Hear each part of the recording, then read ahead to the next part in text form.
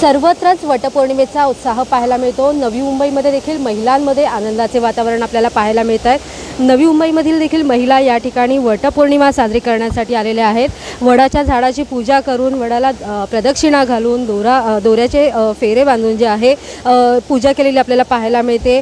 दिवा लावून त्याचबरोबर एकमेकींना वाण देऊन ही वडाची पूजा करताना आपल्याला महिला पाहायला मिळतात। एकंदरच महिलांमध्ये जे आहे ते उत्साहाचं वातावरण आपल्याला पाहायला मिळत आहे। विविध प्रकारचे साजशृंगार अलंकार स्त्री या महिला ज्या आहेत त्या प्रदान करून या ठिकाणी पूजा करायला आलेल्या आपल्याला पाहायला मिळतात। अशाच काही महिला आपल्याबरोबर आहेत, आपण त्यांच्याकडनं जाणून घेऊया।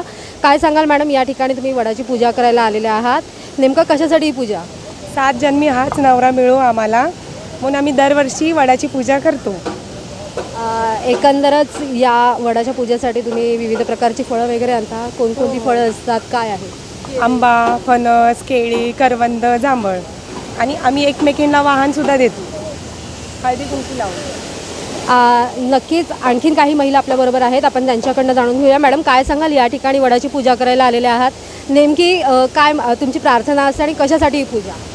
आपल्या नवऱ्याला दीर्घायुष्य लाभो याच्यासाठी ही पूजा करतात। आणि शक्यतो माझ्या भगिनींना ही नम्र विनंती आहे की फांदीची पूजा न करता वडाची येऊन पूजा करायची, असं असतं।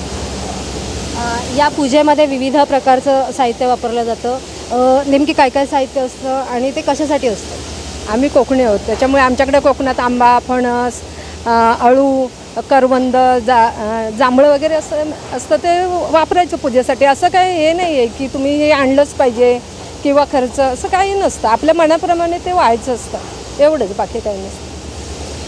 दरवर्षी वटपौर्णिमा साजरी केली जाते, नवीन नवऱ्या असतात त्यांच्यासाठी एक वेगळं असतं, नेमका तो वेगळेपणा काय असतो? वेगळेपणा म्हणजे त्यांनी सगळे 5-5 प्रकार वापरायचे असतात। ही 7 पानं भरायची असतात, त्याच्यामध्ये 5 करवंद, 5 जांभळं, 5 आंबे, असं सगळं भरून 5 बांगड्या असं व्हायचं असतं तिथे, आणि 7 फेऱ्या मारायच्या, आणि आपले काही दैवत असेल ते त्याला स्मरून आपण ते 7 फेऱ्या पूर्ण करायच्या, असं।